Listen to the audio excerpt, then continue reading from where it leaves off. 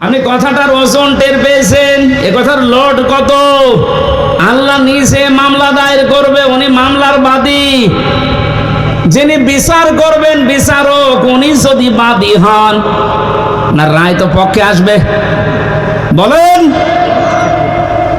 এই আয়াতটা পড়ার পরে আমার নিজেরই মাঝে মাঝে ভয় লাগে, আল্লাহ আমি আবার মামলার আসামি হয়ে গেলাম না তো? কারণ আমার নফসের ওপরে আমার মাঝে মাঝে জুলুম হয়ে যাচ্ছে, আমার পরিবারের উপরে জুলুম হয়ে যাচ্ছে, সমাজের মানুষের প্রতি আমার যে দায়িত্ব ছিল আমি পালন না করে আমি জুলুম করে ফেলছি। এই জন্য সে যত বড় দায়িত্ব আছে, কিয়ামতের দিন ওই দায়িত্ব সম্পর্কে আল্লাহ তার কাছে পুঙ্খানুপুঙ্খানু হিসাব নেবে। প্রতিটি জিনিস যেহেতু নিয়ামত, এরপরে বাকি কথা। কয়েকদিন আগে একটা কনফারেন্স হচ্ছিল, আমি মদিনায় ছিলাম। এই যে এতটুকু একটা বাচ্চা আব্দুর রহমান, বিশ্ববিখ্যাত হাফেজ, বিচারক ওকে ডাক দিয়ে বলছে, তোমার যে চোখ নেই, তুমি অন্ধ, এই 11 বছর বয়সে কোরআনের হাফেজ হয়ে গেছে, তাও যেমন তেমন হাফেজ না, বিশ্বের ভেতরে সেরা যারা তাদের ভেতরে তুমি একজন। তোমার যে চোখ নেই, আল্লাহর উপরে তোমার কোনো অভিযোগ নেই। ছেলেটা কেঁদে ফেলেছে, ডাক দিয়ে বলে, বিচারক আমার কোনো অভিযোগ নেই, আমি আরো আনন্দে আছি। বিচারপতি ডাক দিয়ে বলছে, তোমার কোনো অভিযোগ নেই, আনন্দে আছো মানুষ? ছেলেটা বলছে, হুজুর যেদিন বিচার শুরু হবে, আসল বিচার কিয়ামতে, আমি তো কোরআনে কারিমের আয়াত পড়েছি আপনার সামনে, সুম্মা লা তুসালুন্না ইয়াউমাইদিন আনিন নাঈম। কিয়ামতের দিন প্রতিটি নিয়ামতের হিসাব আল্লাহ নিচে ধরবেন। আমার পা থেকে শুরু করে মামারা যখন মাথা পর্যন্ত হিসাব আল্লাহ শুরু করে দিয়েছে, পা দিয়ে, এরপরে হাঁটু দিয়ে, এরপরে পেট দিয়ে, হাত দিয়ে, আস্তে আস্তে আমার কাছে চোখের কাছে যখন আসবে, আমি আল্লাহকে বলতে পারবো, অন্তত মাবুদ একটু দাঁড়ান, আপনি চোখের হিসাব আমার কাছে নেবেন, আমার তো দুনিয়ায় চোখ ছিল না, এদিকে তাকে হলেও দয়া করে আমার হিসাবটা আপনি সহজ করে দেন। আল্লাহ নিজে বিচারপতি হবেন। ও কুমিল্লাবাসী, কি মনে হচ্ছে আপনার কাছে আমি জানি না, কথাটা নরম হলেও অনেক বড় কথা এটা। আল্লাহ নিজে বিচারপতি আর নিজে মামলার বাদী। এই দেশে যে যত বড় দায়িত্বে আছে, সে যদি আপনার মামলার বাদী হয়, জেল থেকে বেরানো আপনার কঠিন হবে। কথা বলে না কেন? প্রধানমন্ত্রী শেখ হাসিনা যদি আপনার বিরুদ্ধে মামলা দেয়, আপনি তো কালকেই বের হয়ে যাবেন নাকি? সুতরাং যে যত বড় ক্ষমতাশালী, সে যদি মামলার বাদী হয়ে যায়, পৃথিবীতে সবচাইতে বড় ক্ষমতার মালিক কে বলেন তো? আল্লাহ আয়াতে জানালেন, আমি নিজে ছিল শেষ পর্যন্ত আদম নবীর শরীয়ত অনুযায়ী তাদেরকে বলেছিলাম তোমরা কোরবানি করো। আমাদের যেমন পশু করার নিয়ম, ওই সময় নিয়ম ছিল আলাদা। ওরা এরকম চাটিয়াল ময়দানে পশু জবাই করে রেখে আসতো, আগুনের ঝলক আকাশ থেকে এসে পড়িয়ে ফেলতো, তারটা কবুল হয়ে যেত, আর যারটা পড়ে থাকতো তারটা কবুল হতো না। আমার মনে হয় এই শরীয়ত যদি এখন আমাদেরও থাকতো, এই দেশে কত মানুষের কোরবানি ধরা পড়ে যেত। আমার ভাইরা,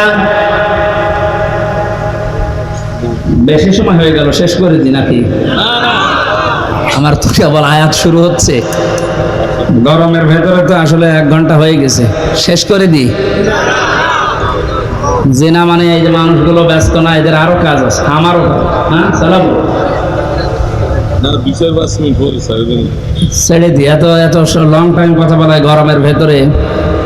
তারা কোরবানি দিয়েছিল, একজনেরটা যখন কবুল হওয়ার পরে আর একটা হয়নি, প্রতিহিংসার বশবর্তী হয়ে হাত উত্তোলন করেছিল মারার জন্য। আল্লাহ রাব্বুল আলামিন এই কাহিনীটা শোনানোর মাধ্যমে আমাদেরকে সতর্ক করছেন, এ দুনিয়া থেকে যদি কাঙ্ক্ষিত মানের জায়গায় যেতে না পারো, যার কারণে যেতে পারো না, ওর প্রতি প্রতিশোধ পরানো হলে তার ক্ষতি করো না, যেটা সবচাইতে বেশি আমরা করি। إذ قربا قربانا فتقبل من أحدهما ولم يتقبل من الآخر ক্বালা লা আকতুলান্নাক। এই কাবিল তখন ডাক দিয়ে বলেছিল, ভাই তুমি কি এমন কাজ করো যে তোমারটা আগুনের ঝলক এসে পুড়িয়ে ফেলেছে? আমিও তো তোমার সাথেই বসবাস করি, আমারটা নিয়ে নিল না। তুমি যেহেতু পথে এখন বাধা হয়ে আছো, তোমার এই রাখবো না, তোমার শেষ করে দে। হযরতে কাবিল হাবিল ওই সময় যে কথাটা বলেছিল শুধু ওই সময়ের জন্য না, এটা কিয়ামত পর্যন্ত আয়াতটা কোরআনে থাকবে, এখন আছে, আমাদের জন্য শিক্ষা হচ্ছে। হাবিল বলেছিল, ক্বালা ইন্নামা ইয়াতাকাব্বালুল্লাহু মিনাল মুত্তাকিন। হে ভাই কাবিল, কান খাড়া করে শোনো, দুনিয়াতে শুধু তাকওয়া মুত্তাকি যারা, এই মানুষগুলোর সম্পদ জীবন আল্লাহ কবুল করে থাকে। দ্বারা প্রমাণিত আমরা যারা কোরবানি এখন দিচ্ছি, সামনে কেনার জন্য প্রস্তুতি নিচ্ছেন, আপনি যদি মুত্তাকি হতে না পারেন, আপনার জীবনের কোরবানি কিন্তু কবুল হবে না। কোরআনে কারিমে আল্লাহ যেখানে কোরবানি শব্দের ব্যাখ্যা দিয়েছেন যে কোরবানি করো, ওর আগের শব্দে আমার আল্লাহ দিয়েছেন নামাজের কথা।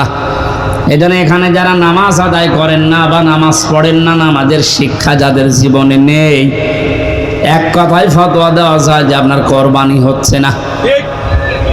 ফাসাল্লি লি রাব্বিকা ওয়ানহার, আগে কোরবানি করো, এরপর নামাজ পড়ো।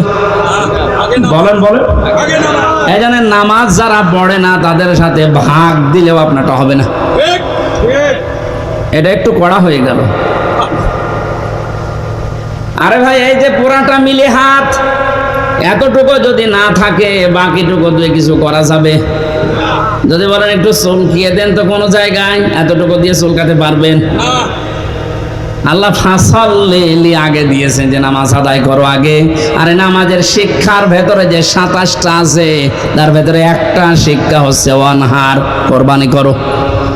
কোরবানি এটা শুধু পশুর ভেতরে সীমাবদ্ধ না, ইসলাম মানতে গিয়েও আপনাকে কোরবানি করা লাগবে। আপনার সম্পদ, আপনার জীবন, আপনার সময়, আপনার লেখনী, আপনার বক্তব্য সব যেন আল্লাহর জন্য, ইসলামের জন্য, আপনি কোরবানির জন্য প্রস্তুতি নিতে পারেন। এই শিক্ষা 1 বছর পর পরে আমাদের দিতে আসে। পশু কোরবানি করার আগেই নিজের ভেতরের পশুত্বকে যদি আমরা কোরবানি করতে না পারি, কিয়ামত পর্যন্ত হায়াত বেও আপনার কোরবানি আপনি ওই কাবিলের মতো কবুল করাতে পারবেন না। এই জন্য যারা জবাই করার জন্য প্রস্তুতি নিচ্ছেন, কোরবানি পশুর গলায় ছুরি দেওয়ার সঙ্গে সঙ্গে নিয়ত করবেন, আল্লাহ আমার ভেতরের যে পশু আছে, অহংকার, হিংসা, দাম্ভিক্য, এটাও আমি আজকে জবাই করে দিলাম। মানা হাব্বা লিল্লাহি ওয়া আবগাদা লিল্লাহি ওয়া তাআ লিল্লাহি ওয়া মানা লিল্লাহ ফাকাদ ইসতাকমালাল ঈমান। ইবনে মাজাহ শরীফের হাদিস। আল্লাহর নবী বলেন, কাউকে যদি ভালোবাসো লোক দেখানোর জন্য না, আল্লাহর জন্য ভালোবাসবা। উপরে উপরে না, ভেতর থেকে আল্লাহর জন্য যদি ভালোবাসাটা হয়, ঘৃণা করলেও আল্লাহর জন্য ঘৃণা করবে। কিছু দিতে চাইলে আল্লাহর দিকে তাকিয়ে দেবে। নিষেধ যদি করো, কাউকে কিছু দেওয়া থেকে বিরত থাকো, আল্লাহর জন্য থাকবা। ফাকাদ ইসতাকমালাল ঈমান। আল্লাহর নবী বলেন, সে যেন তার ঈমানকে পরিপূর্ণ করে নিল। জোরে বলেন সুবহানাল্লাহ। এই যে 4টা কথা এই হাদিসে আছে, শুনতে যত সহজ মনে হচ্ছে, এটা প্র্যাকটিক্যাল লাইফে মেলানো কি অত সহজ? অনেক কঠিন বিষয়। আল্লাহর জন্য কাউকে ভালোবাসা এটা এমনি আসবে না। ইন্নাল্লাযীনা আমানু ওয়া আমিলুস সালিহাতি সায়াজআলু লাহুমুর রাহমানু ওয়াদ্দা। আল্লাহ তাআলা বলেন, যারা ঈমান আনে আর দাবি অনুযায়ী দুনিয়ায় যারা ভালো কাজের আঞ্জাম দিতে পারে, তাদের প্রতি সৃষ্টি জগতের একটা ভালোবাসা আল্লাহ নিজে তৈরি করে দেয়। সুতরাং এটা ঈমানের দাবি অনুযায়ী যদি ভালো ভালো কাজে আঞ্জাম দিতে পারে, আপনার প্রতি সৃষ্টি জগতের ভেতরে ভালোবাসা, মহব্বত পয়দা করে দেবে কে? আল্লাহ। আমরা যদি ভালোবাসি সত্যি কাউকে, আল্লাহর জন্য বাসবো, এই বাস্তবতা আমরা এখনো টের পাইনি অনেকে, এজন্য হাদিসের ভাষা বুঝতে পারছি না।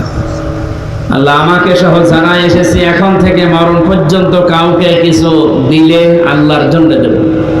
যদি নিষেধ করে কারো সাথে যদি ঝগড়াঝাটি হয়, মারামারি হয়, মনোমালিন্য তৈরি হয়, এটা যেন আল্লাহর জন্য হয়। আল্লাহ আমাদের ইমানকে পরিপূর্ণ করে দেবেন, আর পরিপূর্ণ ইমানদারের জন্য আল্লাহর বানানো বাগান জান্নাত অপেক্ষা করছে। আল্লাহ আমাদেরকে তৌফিক দিন হাদিসটা আমল করার, বলেন আমিন। দরুদ আর সালাম পড়ছি আমাদের নবী, মানবতার মহান শিক্ষক মুহাম্মদ রাসূলুল্লাহ সাল্লাল্লাহু আলাইহি ওয়াসাল্লামের প্রতি, যার আদর্শ পেয়ে আমরা খুশি না বেজার? খুশি। কিয়ামতের ময়দানে বিশ্ব নবী মুহাম্মদ রাসূলুল্লাহকে যারা দুনিয়াতে আদর্শ মেনে চলতো, কিয়ামতে নবী তাদেরকে উম্মত বলে পরিচয় দিয়ে কাছে টানবে, সুপারিশ করে জান্নাতে পাঠিয়ে দেবে। এই জন্য ইয়াসিন এ শব্দ দুনিয়ায় আগে পরে আপনি কারো নামে পাবেন না। ইয়াসিন এটা নবীজির নাম। কোরআনে আল্লাহ 7টা নাম দিয়ে তাকে ডাক দিয়েছেন, তার ভেতরে ইয়াসিন, তহা, মুহাম্মদ, আহমদ, আব্দুল্লাহ, মুজাম্মিল, মুদাসসির।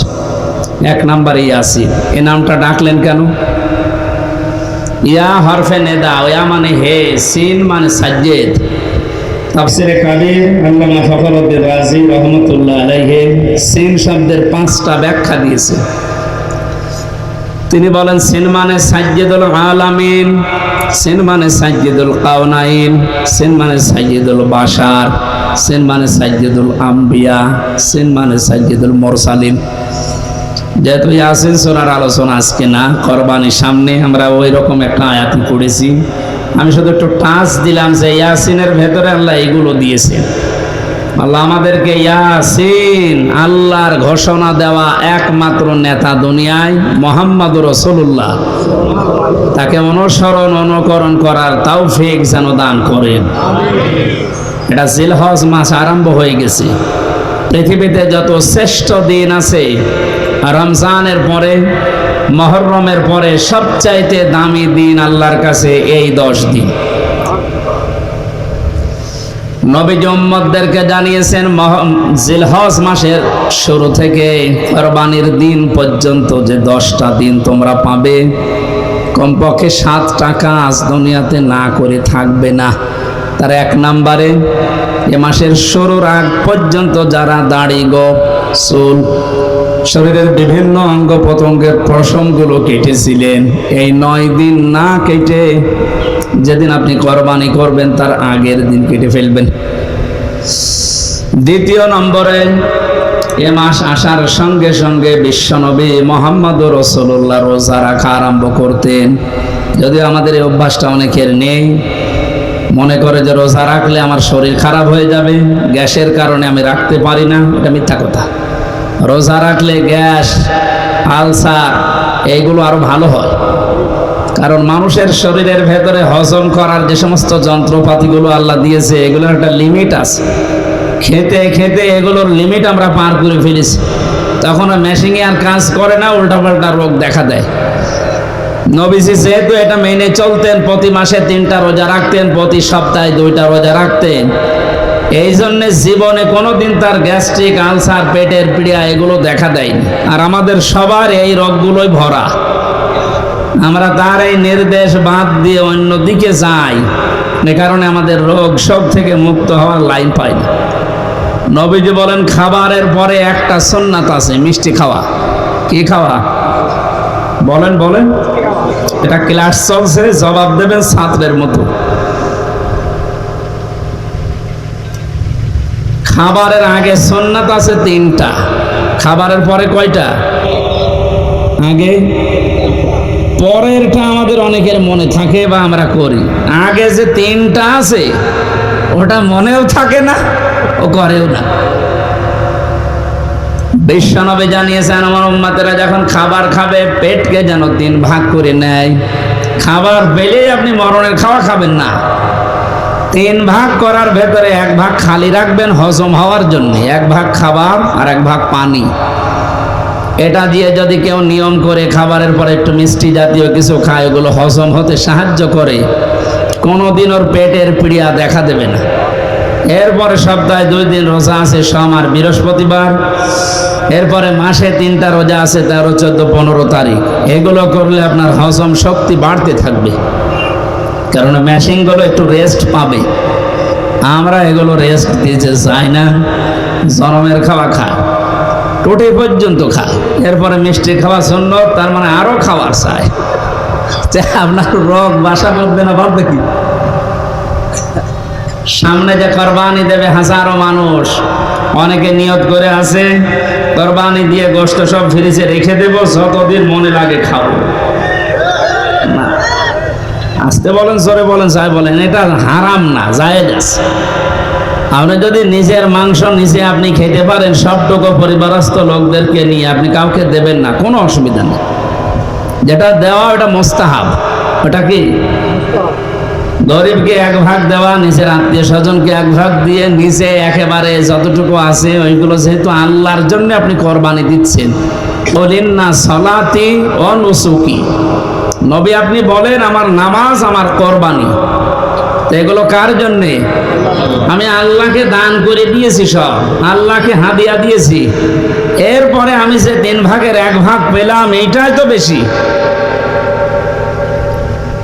এরপরও যদি আপনার আত্মীয় স্বজন বেশি হয়, পরিবারের সদস্য বেশি থাকে, আপনি সব নিজে আনন্দ করে খেতে পারেন, পরিবারস্থ লোক, বাইরের লোক দাওয়াত দিয়ে খাওয়াতে পারেন, অসুবিধা নেই। তো এটা ছোট মনের কাজ, যারা ফ্রিজে রেখে রেখে মাঝে মাঝে বের করে খায়। আমি খাবারের কথা বলছিলাম। বিশ্বনবী মুহাম্মদ রাসূলুল্লাহ খাবারের আগে যে 3টা সুন্নাতের কথা বলেছেন, আমরা যেন মনে রাখতে পারি। আমিন। তাহলে মাসে জিলহজ শুরু হলে নবীজি রোজা রাখতেন।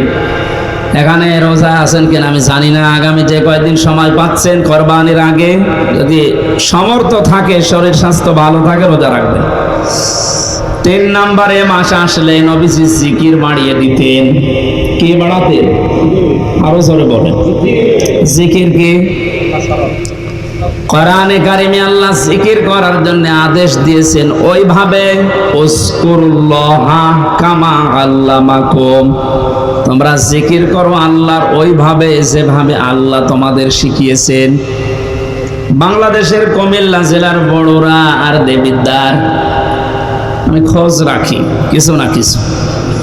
এই সমস্ত জায়গাগুলোতে জিকিরের নামে যে ফিকির আরম্ভ হয়েছে এই কয়েক বছর ধরে, আগে ছিল কিনা আমি জানি না। এগুলো বন্ধ করবে, কারণ উযকুরুল্লাহ কামা আল্লামাকুম, জিকির করো ওইভাবে যেভাবে শিখিয়েছেন। হামজা কে?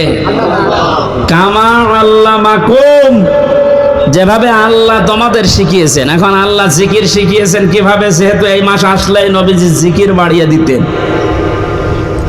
আল্লাহ রাব্বুল আলামিন বলেন, নবী আপনি জিকির করবেন, ওয়াযকুর রাব্বাকা ফি নাফসিকা তাদাররুআ ওয়া খিফাতা ওয়া দুনাল জাহরি মিনাল কাওলি বিল গুদুবি ওয়াল আসাল ইলা আখির আয়াত।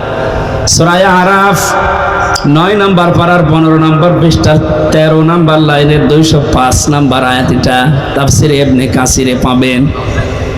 আল্লাহ পাক বলেন, নবী আপনি জিকির করবেন 1 নাম্বার মনে মনে। কিসে?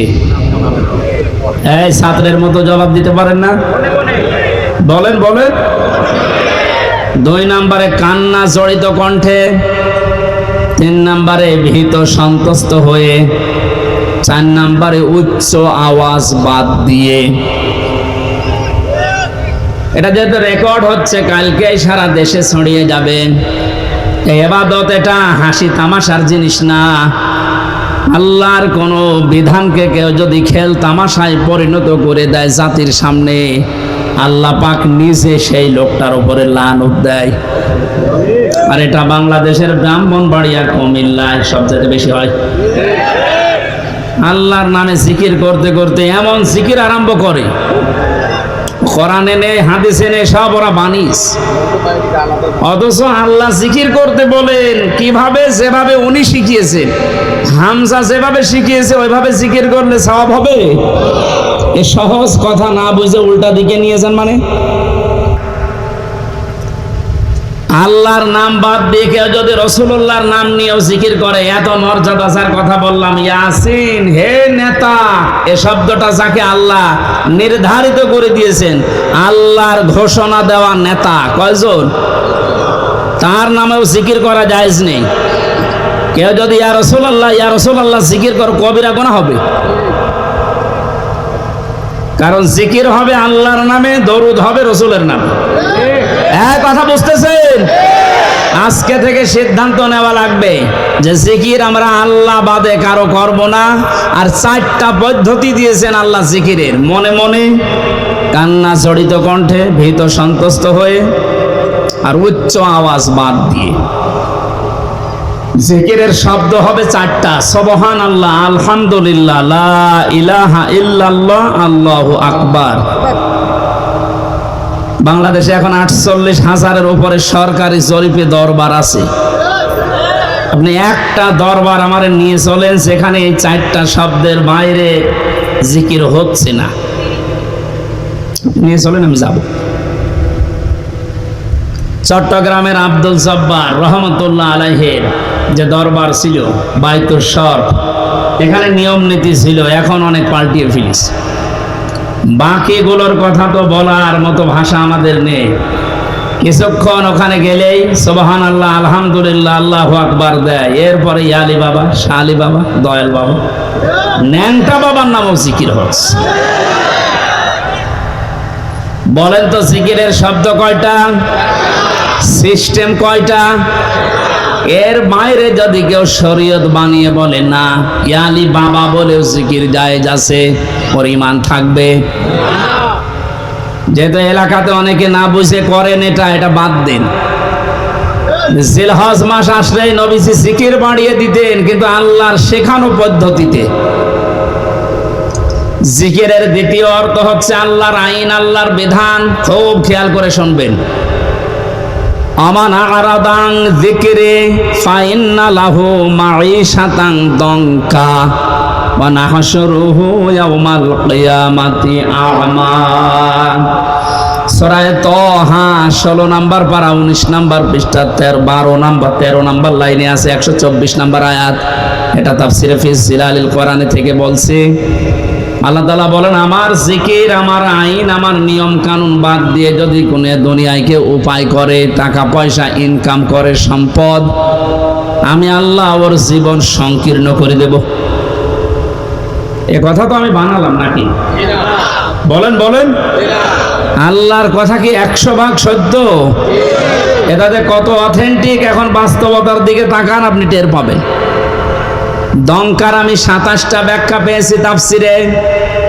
1 নম্বরে, পৃথিবী থেকে যদি আল্লাহর আইন বাদ দিয়ে, আল্লাহর বিধান যেটা আছে ওইটা বাদ দিয়ে উপায় করে টাকা পয়সা, চর্ম চোখে দেখবে যে হ্যাঁ উপায় হচ্ছে, আল্লাহ পাক বলেন ওর ভেতরে 1 নম্বরে আমি কোনো বরকত রাখবো না।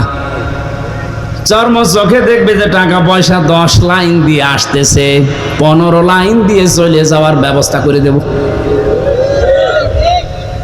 2 নম্বরে, দুনিয়াতে ওই লোকটা কোনদিন ওই সম্পদ আল্লাহ পাক তাকে ভোগ করতে দেবে না। এটা আমি বানালাম না, মানে এটা আমি বানালাম। আপনি এই দেশের দিকে আজ তাকান, যারা আল্লাহর আইন বাদ দিয়ে উপায় করছে, আপনি দেখবেন চর্মচোখে তাদের ব্যাংক ব্যালেন্স, টাকা পয়সা, নাড়ি বাড়ি গাড়ির অভাব নেই, দেশে জায়গা হয় না, অনেকে আবার বেগম পাড়াও বানায়। কিন্তু বাস্তবতায় আল্লাহ কি অ্যাকশন নেয়, ওগুলো দিয়ে তাদেরকে আল্লাহ ভোগ করতে দেয় না। 2 নম্বরের, এই 3 নম্বরের ব্যাখ্যায় পেয়েছি, এই মানুষটা যখন বিদায় নেবে দুনিয়া থেকে, সব চাইতে অবৈধ ইনকাম যারা দুনিয়ায় করে, এদেরকে আল্লাহ লাঞ্ছিত ভাবে, অপমানিত ভাবে, বেঈমান অবস্থায় বিদায় দেবে। পৃথিবীর সাক্ষী হয়ে থাকবে তাদের মরণে। কুষ্টিয়ার পাশে ঝিনাইদহ জেলার একজনে যে কিছুদিন আগেই মারা গেছে, কি অবস্থা তার, যে ডিটেলস এখন আসতেছে, 200 কোটি টাকার মামলা। লোকটা মারা যাবার পর তার লাশের একটা টুকরাও খুঁজে পাওয়া যাচ্ছে না। আজ কয়েকদিন ধরে তার মেয়ে পর্যন্ত কেঁদে কেঁদে বলছে একটা টোকরা দেন, একটু জানাজা করে মাটি দেয়, তাও সান্ত্বনা পাবো। ফেসবুকে কয়েকদিন আগে দেখেছি কলকাতায় খেজুর গাছের সাথে দুইটা বিসি ঝুলি আছে। অনেকে বলছে এটা ওই লোকের বিসি। নবীজিকে সালাম দিচ্ছে রওজার পাশে দাঁড়িয়ে, অথচ নিজের আপন ভাইয়ের জমি জাল দলিল করে নিজের নামে লিখে নিয়েছে। এটা আমি মনে হয় বেশি বলে ফেললাম। আমি নিজে ছিলাম হজে, দেখেছি। হজে আসার সময় বনের সম্পদগুলো ফাঁকি দিয়ে নিজের নামে লিখে নিয়েছে। বনকে তো মানুষ করে বিয়ে দিয়েছি, এই যথেষ্ট, আবার জমি দেব কেন? জমি দেবে কেন মানে তুমি তোমার বাবার ছেলে, আর ওইটা কি ও ধার করিয়ে নিস?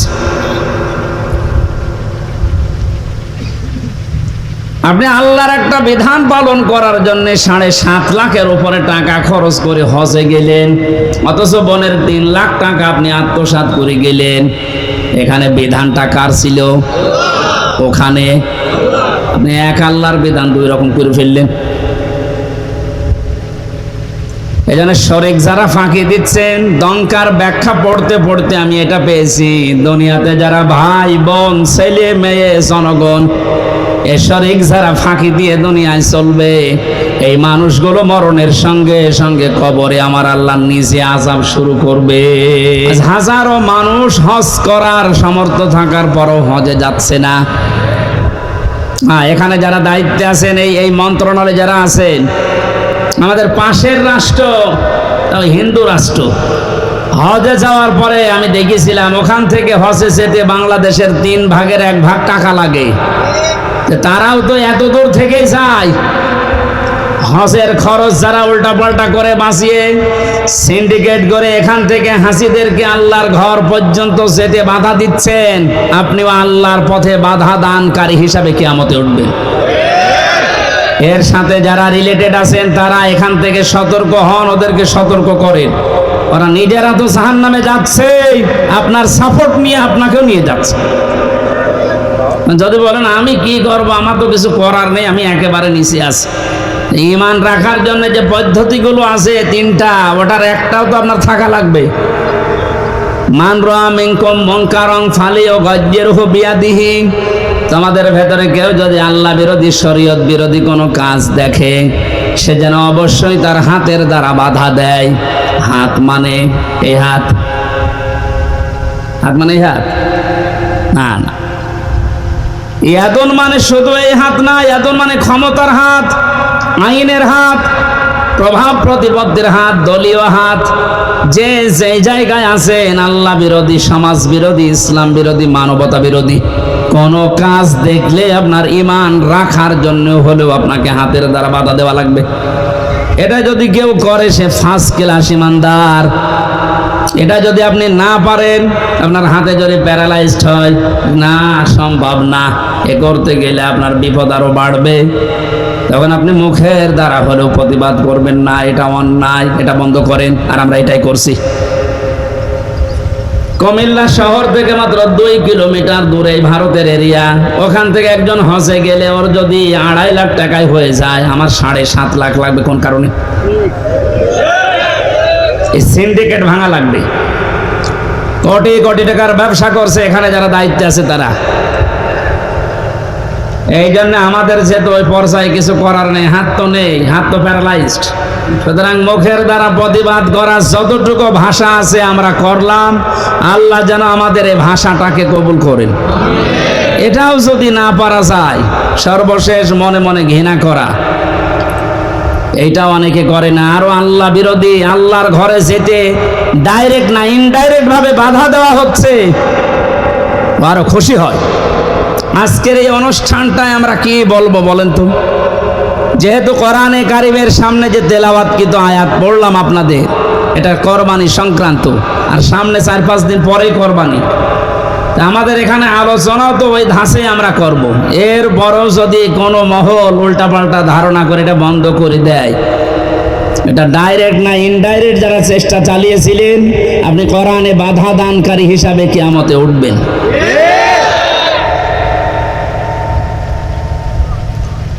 জাহান্নামের স্তর বলেছিলাম কয়টা? বলেন বলেন।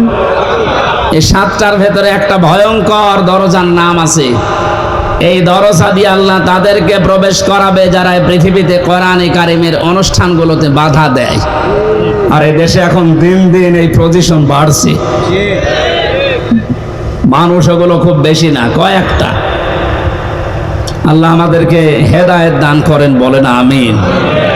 এই জন্য হজ করার সামর্থ্য যাদের আছে হজ অবশ্যই করে মারা যাবে। হজ করার সামর্থ্য থাকার পরও যদি কেউ হজ না করে মারা যায়, নবীজি বলেন ও হয় ইহুদি হয়ে মরবে নাই খ্রিস্টান হয়ে মরবে, ওটা আমার দেখার দরকার নেই। জোরে বলেন নাউজুবিল্লাহ। জিলহজ মাসের এই আমলগুলো আমরা শুরু করতে পারি। আল্লাহ আমাদেরকে সবাইকে যেন তৌফিক দেন। সূরা মায়েদা 27 থেকে 34 এই আয়াতগুলো আমরা তেলাওয়াত করব এখন। এর আলোকে কোরবানির সামনে নিয়ে কিছু মাসলা মাসাইল আকারে তাফসীর নিয়ে কথা বলবো ইনশাআল্লাহ। জবান খুলে কোরআনের এই সোনালী আয়াতের অংশ বিশেষ একটু পড়েন। শয়তান যদি আশপাশে থাকে ও যেন চলে যায়। কারণ পৃথিবীর কোনো ইবাদত করার আগে আউযুবিল্লাহ পড়া লাগে আমি পাইনি। নামাজ পড়তে হলে আউযুবিল্লাহ পড়া লাগবে, আছে? যদি না পড়েন আপনার নামাজ হবে না, এই কথা কেউ বলতে পারে না। রোজা রেখেছেন আউযুবিল্লাহ পড়েননি, আপনার রোজা হবে না। এই যে হজে যাচ্ছে যারা আউযুবিল্লাহ পড়েনি, হজ হবে না।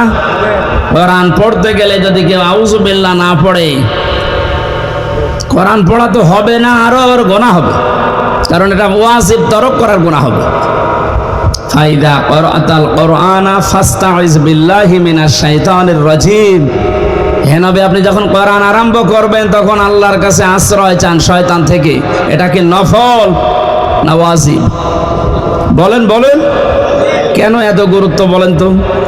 নামাজের মতো, রোজার মতো, হজের মতো এত বড় বড় বিধান পালন করতে গেলে আউযুবিল্লাহ পড়া লাগছে না, অথচ কোরআন পড়তে গেলেই পড়া লাগে। এই কারণেই, কারণ অন্যান্য ইবাদতে শয়তান মানুষকে যত না ধোঁকা দেয়, কোরআনের কাছে আসলে তার চাইতে বেশি ধোঁকা দেয়। কারণ শয়তান জানে যদি ওর কাছে আসে, আর এটা যদি জানে আমি শয়তানি করব কোথায়, কারণ শয়তানি করার জায়গা থাকবে না। এই জন্য সবচাইতে বড় বাধা ওর কোরআনের কাছে মানুষ আসতে চাইলেই ও বিভিন্ন অ্যাঙ্গেলে বাধা দেয়। আজকেও বাধা দিচ্ছিল। এই জন্য আশপাশে যদি থাকে শয়তান, সে মানুষ হোক আর জিন হোক, ও যেন চলে যায়। বলেন আউযু বিল্লাহি মিনাশ শাইতানির রাজিম। বিসমিল্লাহির রহমানির রহিম।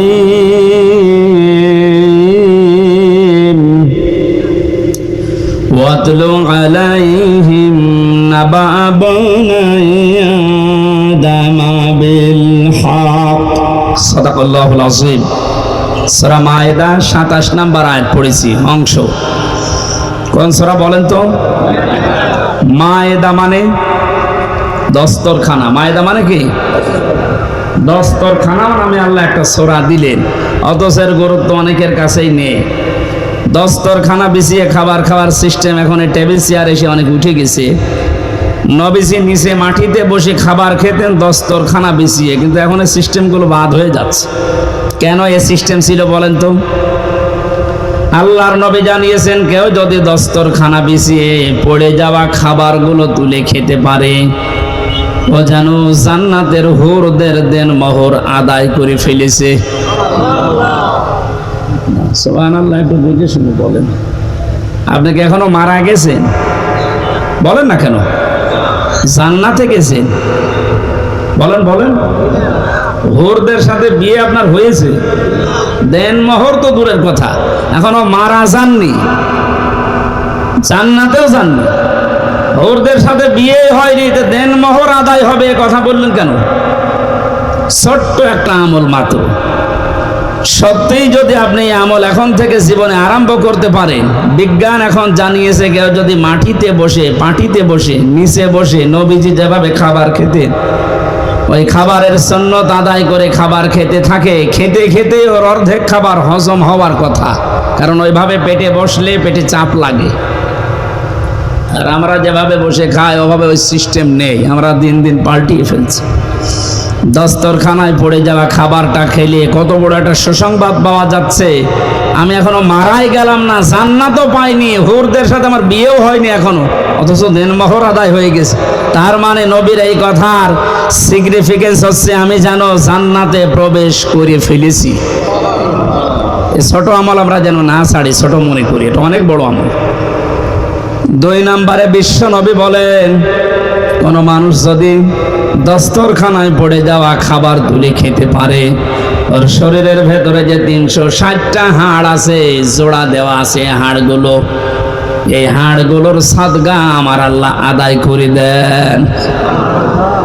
সাহাবায়ে কেরামের সামনে যখন এই হাদিসটা বলা হয়েছিল, গরিব সাহাবীরা বলে, হে নবী, আমরা গরিব মানুষ, 360টা হাড়ে এই যে জোড়া দেওয়া আছে, যে আঙ্গুলের ভেতরে জয়েন্ট গুলো আছে, এই কেনুয়ের ভেতরে জয়েন্ট আছে, হাঁটুর ভেতরে জয়েন্ট আছে, 360টা আছে জোড়া জয়েন্ট।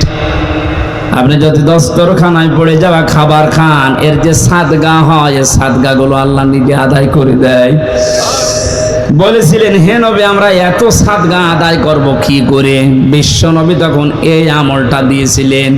আল্লাহ সাহাবীদের মতো এই আমলটা আমাদেরও করার তৌফিক দিন, আমিন। আর একটা কথা হাদিসে আছে, কেউ যদি মসজিদে কোনো ময়লা পড়ে থাকতে দেখে আর নিজের কাজ মনে করে ওটা তুলে ফেলে দেয়, তাহলে এই হাড়গুলোর জয়েন্টের সাদগা আদায় হয়। আমরা মসজিদের ময়লার দায়িত্ব মনে করি শুধু মসজিদের আর খাদেমের, আর আমরা সব আল্লাহর ওলি। মসজিদে আল্লাহর ঘরে কোনো কিছু যদি পড়ে থাকে ময়লা জাতি, ওটা তুলে ফেলে দেওয়া, এ দায়িত্ব কি শুধু মসজিদের খাদেমের, মুয়াজ্জিনের? আপনার কাছে যে প্রতিদিন সাদগা দেওয়া লাগবে, কি দিয়ে দেবেন? এরকম কিছু কাজ করা। এমনকি রাস্তায় কোনো কষ্টদায়ক বস্তু যদি পড়ে থাকে, ওইটা যদি কেউ তুলে ফেলে দেয়, সে যেন তার ঈমান আছে এটার প্রমাণ দেয়। আমি শুধু সুবহানাল্লাহ বলার জন্য বলছি না, এখানে খেয়াল করেন, রাস্তায় কোনো কষ্টদায়ক কাটা হোক, একটা ইট হোক, ময়লা হোক পড়ে আছে, জনগণের কষ্ট হয়, এটা তুলে ফেলে দিলে নবীজি বলেন তোর ভেতরে ঈমান আছে, এটার প্রমাণ হচ্ছে যে ঈমান আছে। যে মুসলমানের ঈমানের 77টা শাখা, তার সর্বনিম্ন শাখা রাস্তার কষ্টদায়ক বস্তু তুলে ফেলে দেওয়া। সেই মুসলমান কোন মানুষকে দুনিয়ায় কষ্ট দিতে পারে, এটা কি বিশ্বাস করার মতো? সুতরাং অন্যান্য জাতির উপরে যে উল্টাপাল্টা কাজগুলো হয় মাঝে মাঝে দেখি এই দেশে, এগুলো কোনো মুসলমানের কাজ না, কাজ ওদেরই আমাদের উপর চাপিয়ে দেয়। কোন মুসলমান যদি এ কাজ করেও বুঝবেন ও মুসলমানের ভেতরে ঈমান নেই। বলেন তো, রাস্তার কষ্টদায়ক বস্তু তুলে ফেলা যেখানে ঈমানের একেবারে সর্বনিম্ন স্তর, সেই মুসলমান কোনদিন সন্ত্রাসী হতে পারে? বলেন বলেন, জঙ্গি? আপনি কাঁটা পেলে, রাস্তায় ইট পেলে আরো তুলে ফেলে দেবেন যেন মানুষের কষ্ট না হয়। আর বাংলাদেশের মানুষের ঘরের আবর্জনা, নিজের উঠানের ময়লা সব এনে রাস্তায় জমা করে, ও কোন ঈমানের পরিচয় দেয়? আপনাদের কুমিল্লা জেলা একটু পরিষ্কার আছে, এই জন্য টের পাচ্ছেন না। এগুলো যারা করছেন আপনার ঈমানই নেই, এটা ঈমানের সর্বনিম্ন একটা স্তর। এইটাও যদি আপনি না করতে পারেন, আরো রাস্তায় সব ময়লা মাটি এনে জমা করে, তা আপনি নবীর হাদিস অনুযায়ী বিশ্বাস করেন আপনার ঈমান নেই। আপনার কি নেই? আপনি বলেন না আমি তো কালেমা পড়ি, আর এবার কালেমার তো সর্বনিম্ন স্তর এইটা, আপনার এইটা এনে তো প্রথমটা থাকলো কি করে? এখনো তো 77টা আছে। আল্লাহ আমাদের সহজভাবে বোঝার তৌফিক দাও, বলেন আমিন। সূরা মায়েদা 120টা আয়াত আছে, 16টা রুকু আছে। 4 নাম্বার রুকুর 27 নাম্বার আয়াতের অংশ পড়েছি, মাত্র একটা আয়াতের 4 ভাগের 1 ভাগ। আপনি একটু খেয়াল করে শোনেন, কত কথা আল্লাহ এর ভেতরে লুকিয়ে রেখেছে। হযরত আদম আলাইহিস সালামের 2 সন্তানের ব্যাপারে আল্লাহ আমাদেরকে শোনাতে বললেন। কুরবানি সংক্রান্ত বিষয় এখানে আছে। এই পৃথিবীতে প্রথম মানুষ হত্যা করেছিল এই কাবিল, হাবিলকে। এই জন্য দুনিয়ায় যত হত্যা হবে অবৈধভাবে, এই লোকটার আমল নামায় মানুষ হত্যার একটা গোনা যেতেই থাকবে কিয়ামত পর্যন্ত। এই জন্য দুনিয়াতে এমন কোন কাজের আঞ্জাম তৈরি করা ঠিক না যে আপনি মারা যাওয়ার পরও এটা জারি থাকে, এরকম কাজ এদেশে নেই। জেনে শুনে বুঝে শুনে এরকম কোন কাজে হাত দেবেন না যে আপনি নেই অথচ এটা বিকাশ হয়ে আপনার কবরে যাচ্ছে। আল্লাহ রাব্বুল আলামিন সতর্ক করছেন, অতলো হে নবী আপনি তেলাওয়াত করেন, আলাইহিম নাবা বানাই আদম বিল হক। এটা কুমিল্লার দেবের দ্বার, এই যে উম্মত গুলো বসে আছে এদের সামনে আপনি তেলাওয়াত করেন আদম নবীর 2 সন্তানের কাহিনী যথাযথভাবে সঠিকভাবে এদেরকে আপনি ইতিহাস শোনান। প্রশ্ন আসতে পারে হাজার হাজার বছর আগে পৃথিবীর প্রথম মানব হযরত আদম আলাইহিস সালাম, তার 2 সন্তানের কাহিনী শুনে আমরা করব কি না? তারা যে একটা বিষয়কে নিজেদের পক্ষে আনার জন্য আল্লাহর যে পদ্ধতি কোরবানি দেওয়া, আমি ইতিহাস বলার জন্য এখানে বসি নাই, তাফসীর থেকে কয়েকটা কথা আনার জন্য শিক্ষা দেওয়ার জন্য বলছি। হযরতে আদম নবীর সন্তান জোড়া জোড়া তৈরি হতো ওই সময়, আগের পক্ষের পরের পক্ষের এভাবে মিল করে তিনি বিয়ে দিতেন। যেহেতু মানুষের সময় কম ছিল, ওই সময় শরীয়তে ওটা জায়েজ ছিল। বিবাহ দেওয়ার জন্য তাসলিমা আর আকলিমা, মেয়েটা সুন্দর ছিল, এই জন্য আগের পক্ষের এই কাবিল বলে না আমি এটা মানি না, আমার পক্ষে যে আসবে এটা সুন্দরী হয়নি, এই জন্য আমি ওকে বিয়ে করব না, আমি ওইটা চাই। মেয়েদের প্রতি ভালোবাসা, তাদের সৌন্দর্যের প্রতি, তাদের চেহারার প্রতি আকর্ষণ, এটা আমার আল্লাহ দুনিয়া তৈরি হওয়ার পর থেকে করে দিয়েছে।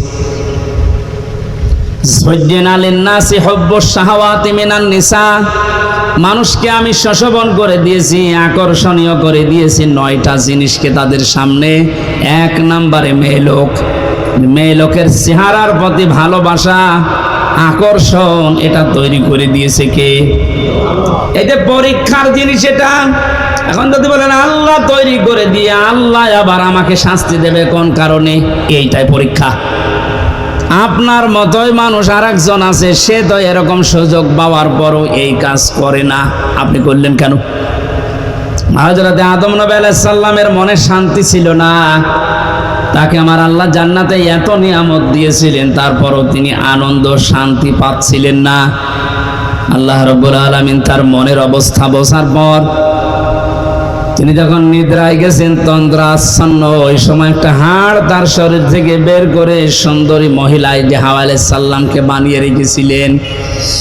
তাফসীরে কাবীরের ভেতরে পেয়েছি পৃথিবীতে 4 জন মহিলাকে আল্লাহ সব চাইতে সৌন্দর্য দিয়েছেন, তার ভেতরে হাওয়া আলাইহিস সালাম 1 নাম্বার, ইব্রাহিম নবীর প্রথম স্ত্রী হযরতে সারা 2 নাম্বার, হযরতে ইউসুফ নবীর স্ত্রী জুলাইখা 3 নাম্বার, 4 নম্বরে মুহাম্মদ রাসূলুল্লাহর ছোট মেয়ে হযরতে ফাতিমাতুজ জোহরা রাদিয়াল্লাহু তাআলা আনহা। এখন ঐশ্বরিয়ায় যত সুন্দর আপনার কাছে মনে হয়, পরিমণি যত সুন্দর মনে হয়, হযরতে হাওয়া কত সুন্দর ছিলেন বলেন। তিনি যখন বসে আছে বামে, ঘুম থেকে ওঠার পরে তিনি দেখলেন, তাফসীরে মুফাসসির বলেন হযরতে আদম হাওয়াকে দেখেই তাকিয়েছেন এবং ধরতে গেছেন। আল্লাহ পাক বলেন আদম এটা তাকানোও যাবে না, ধরাও যাবে না। হযরতে আদম বলছে আল্লাহ তাকানো যাবে, ধরা যাবে, কি করলে সেটা বলেন। আমার মনে হয় বাংলাদেশের অনেক যুবক এমন আছে, নামাজের ফরজ জিজ্ঞাসা করেন বলতে পারবে না, বিয়ে করা ফরজ এটা বলতে পারবে। আল্লাহ পাক ওইদিন জানিয়েছেন হ্যাঁ ধরা যাবে, তাকানো যাবে, বিয়ে করা লাগবে। আদম আলাইহিস সালাম আগে পেছনে না ভেবে বলছে আল্লাহ আমি রাজি আছি। আল্লাহ পাক শর্ত দিয়েছেন বিয়েতে রাজি হয়ে গেলে বিয়ে করতে হলে মোহর দেওয়া লাগবে, এটা নেই। এখান থেকে মাসলা বের হয়, অজানা অচেনা কোনো মহিলাকে নিয়ে যদি আপনি তাকাতে চান, আনন্দ করতে চান, ধরতে চান, এটা বিয়ে করা শর্ত। বিয়ের আগে প্রেম বলেন, ভালোবাসা বলেন, পবিত্র বলেন, কিছুই জায়েজ নেই। অনেকে বলছে না এটা পবিত্র ভালোবাসা, প্রেমিকার মাথায় পর্যন্ত হাত দিয়ে বলছে আল্লাহর কসম আমি তোরে ভুলে যাব না, এটা জায়েজ আছে? আরে তুই হাত দিলি কোথায়? বিয়ের আগে তোর মাথায় না ওর দিকে তাকানো যাইছিল না? আর তুই মাথায় হাত দিয়ে বলছি, তোমার মাথায় হাত দিয়ে আল্লাহর কসম করছি তোমার ভুলে যাবো না, পুরাটাই গোনা জেনা হয়ে গেছে। আদম নবী আলাইহিস সালাম যখন বলেন আমি রাজি আছি, আল্লাহ বলেন আগে বিয়ে করো, দেন মোহর কই? বলেন নেই। আল্লাহ পাক সুযোগ দিয়ে জানিয়েছিলেন আমার নবী মুহাম্মদুর রাসূলুল্লাহর উপরে 10 বার দরুদ শরীফ পড়ো, এইটাই দেন মোহর হিসাবে মেনে নিলাম। বিয়ে করার পরে আল্লাহ এবার তাকে আদেশ দিলেন, আমরা যারা আদম নবীর সন্তান এখানে বসে আছি, মিলান তো আপনার জীবনে এটা আছে কিনা বলবো।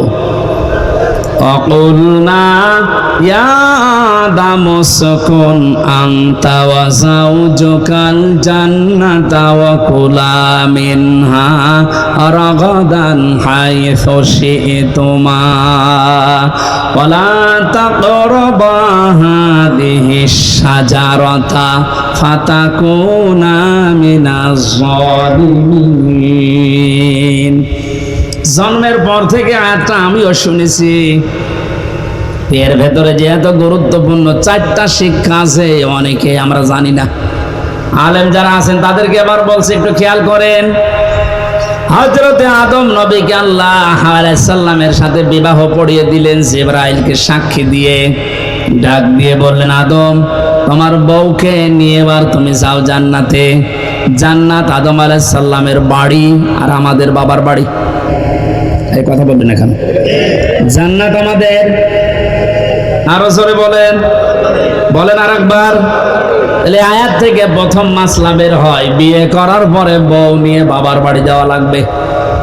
আর অনেকে এখন ঘর জামাই থাকে না, এ জেলায় নেই।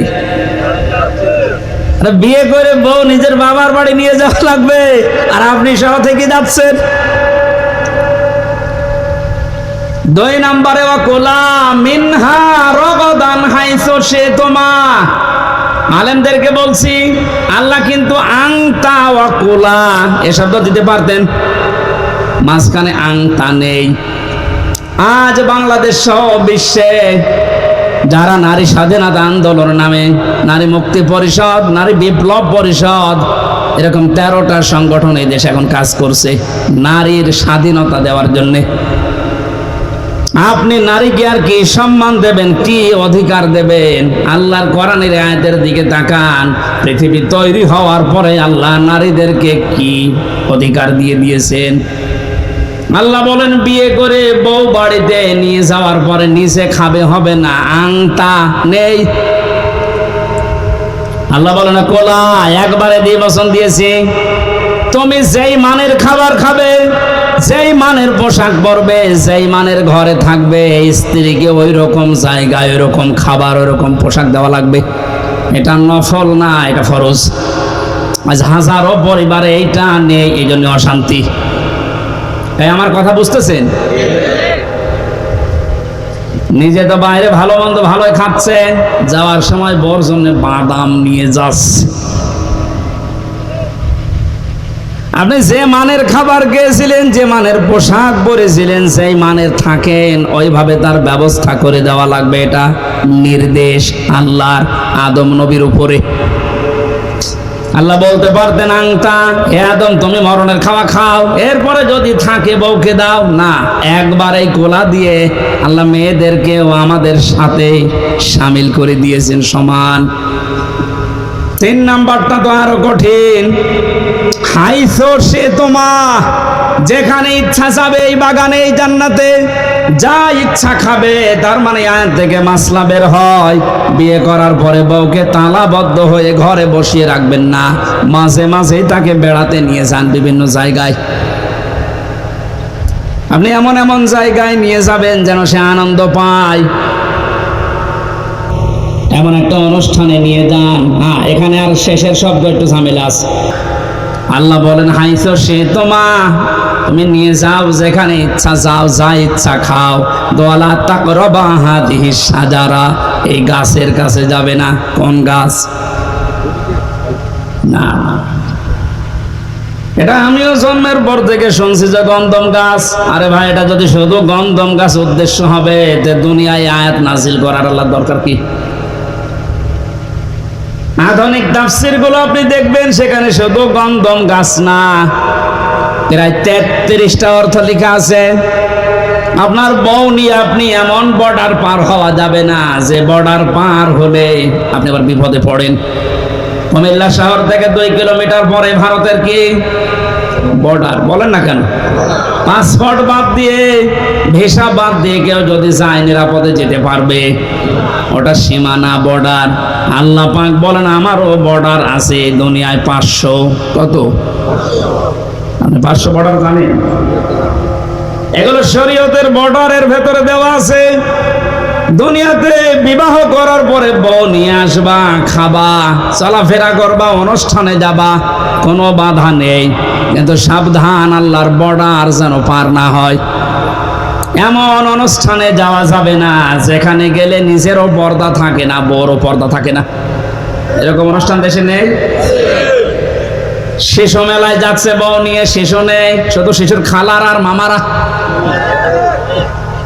ওখানে গেলে আপনার আরো অ্যাক্সিডেন্ট হবে।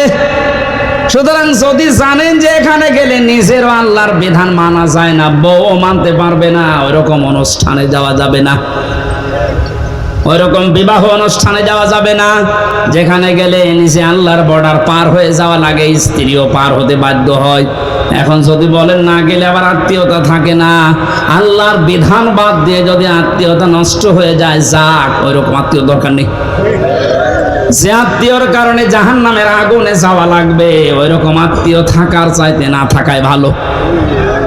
লা তাআতা লিমাখলুকিন ইল্লা বিমাসিয়াতিল খালিক।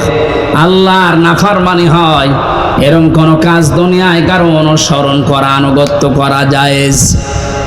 বলেন বলেন। আল্লাহ ছোট কথাটা আমাদেরকে বড় পরিসরে বোঝার তৌফিক দিন। সুতরাং বউকে নিয়ে এমন কোন অনুষ্ঠানে, এমন কোন জায়গায় যেতে পারবেন না যেখানে গেলে আল্লাহর বিধান আর মানা যায় না। যদি কেউ যায় ফাতাকুনা মিনাজ জালিমিন, সে জালেম হয়ে যাবে। আর জালেমদের জন্য আল্লাহ নিজে মামলা রেডি করে রেখেছে। বলেন নাউজুবিল্লাহ।